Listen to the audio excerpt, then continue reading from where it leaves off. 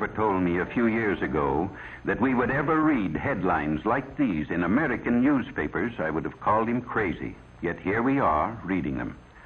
In the middle of the 20th century, in the United States of America, hundreds and hundreds of teenage boys and girls are becoming hopeless dope addicts every year. It's fantastic, it's unbelievable, and it's terrible, but it's true. The government maintains 2 hospitals just to treat drug addicts at Lexington, Kentucky, and Fort Worth, Texas. It used to be a rare thing for a juvenile to be admitted, but look at these recent figures. And remember, these are only confirmed addicts who have come to the attention of federal authorities. How many others are still only occasional users of marijuana or heroin, morphine, or in some cases sleeping pills? It's pretty hard to estimate. But there's one sure thing. Nobody is going to stay an occasional user very long. This is one game nobody beats. If you use narcotics, before long you'll have the habit, about the hardest in the world to break. And the dope addicts say, you're hooked. Well, how does one become hooked? The simplest way to answer that is to talk to someone who has had the experience. This is the home of Mr. and Mrs. Walter Howard. They just got their teenage daughter back after a 6-month nightmare that even Edgar Allan Poe couldn't have improved on. Mrs. Howard agrees to let us talk to her daughter, Phyllis, when we explain that we could use her case to help others avoid the same mistakes.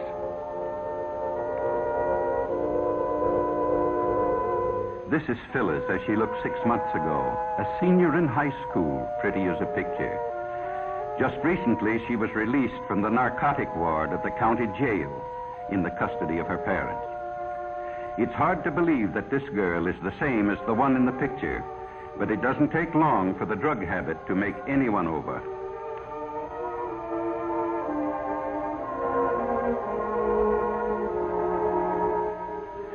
Phyllis wasn't anxious to talk about her experiences with dope, but she could see how her story might be used to help others, and she began to talk.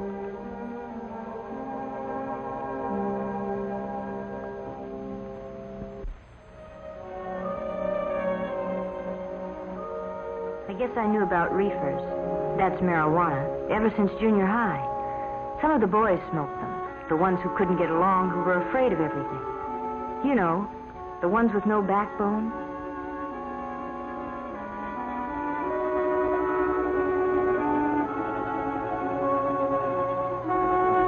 In high school, my girlfriend Ann and I went around with Jim and Bob. They both smoked pot. That's jive talk for marijuana. And after a while, Ann and I got so that we did, too.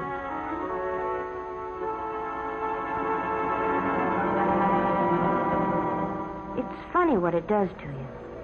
Everything speeds up to 100 miles an hour.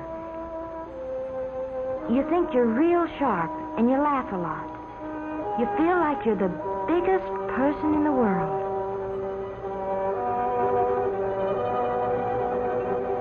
But I didn't feel so good when I came home high that night.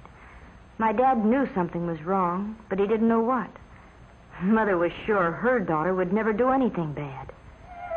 I'd been smoking pot for quite a while before I met Chuck. I guess he was what the newspapers call a peddler. He supplied the kids at school with whatever they wanted. Most of them used reefers like us, but some liked stronger things. There was something intriguing and different about Chuck. I guess I appealed to him in some way, too. Anyway, I found out later what it was about him. He had the heroin habit. He was hooked. Chuck and I started running around together, and one night he asked me up to his place. I knew by now he started peddling after he got the habit, so he could get H for himself. He needed a lot, because he had a big habit. You know something about hypes? They're like a disease. They don't like to see anybody not using the stuff just because they do. Chuck finally talked me into using heroin. He said it would make him feel better. So I tried it. But I was going to be smart. Just take it or leave it. Nothing was going to happen to me. But before I knew it, I was hooked. Bad. I had a heroin habit as big as Chuck. I hadn't been home in weeks.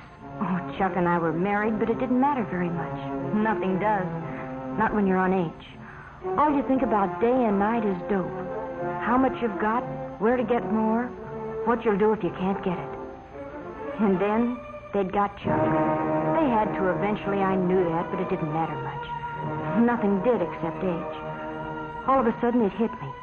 If Chuck had seen the cops coming, he might have got rid of our supply.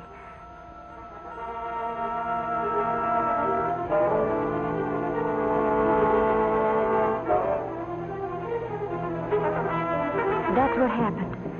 Chuck got rid of everything. Probably in the garbage disposal.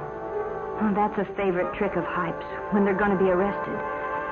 But it left me in an awful spot. I needed a fix bad. So bad I didn't care whether I lived or died. And I didn't know whether I'd ever get another cap.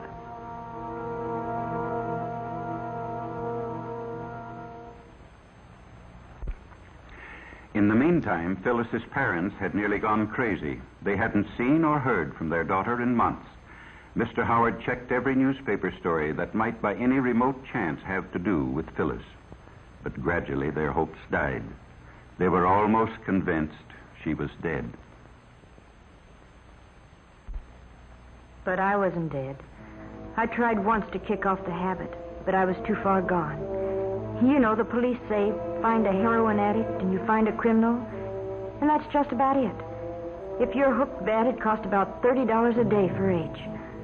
Boys get the money by stealing or swiping car parts, maybe by holdups. Girls take up street walking or do what I did, become peddlers themselves. When Chuck went to jail, I used his contacts and peddled dope myself. Sure, I knew it was wrong, but when you're hooked, you can't help yourself. They got me eventually, too, just like they did Chuck. And when I was arrested, I was almost glad. I told them I wanted help. I wanted to try and kick it off. It was horrible. 5 days, and I didn't care whether I lived or died. It feels like your skin is being torn right off you, and then you ache all over and get sick and you can't breathe. Your nose runs and you have a high fever, and then you pass out, but when you wake up, it starts all over again. 5 days. But I was lucky.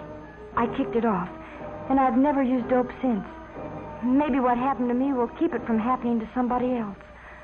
Oh, I don't even want to talk about it. And all I hope is that someday I can forget it. Well, that's Phyllis's story. In the United States of America, 20th century. Unbelievable, isn't it, that such things can happen? Phyllis's case is typical. Most teenagers start off with marijuana. Then they decide to see if heroin has any kick. It does. Sometimes it only takes a few days to find out they can't leave it alone. In order to get money to buy it, they turn to crime. And that's the story. There are practically no happy endings when you fool with drugs. Doctors say restoring an addict to normal life is about the toughest thing in medicine. Well, what's the answer? Enforcement? Yes, that's one of them, certainly.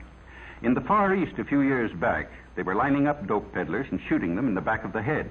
But it didn't stop addiction. It just made it harder for victims to get the stuff. No, the answer is a simple one. Just use your head. Leave narcotics absolutely alone. Remember what happened to Phyllis and others like her. Talk it over with your parents or school counselor, somebody you have confidence in. Some say the Reds are promoting dope traffic in the United States to undermine national morale. They did it in China a few years back. It's certainly true that the increased use of narcotics plays right into their hands. But why not show everybody, including ourselves, that young American men and women have too much intelligence to make such a stupid, ghastly, tragic mistake? Let's make tomorrow's headlines read like this.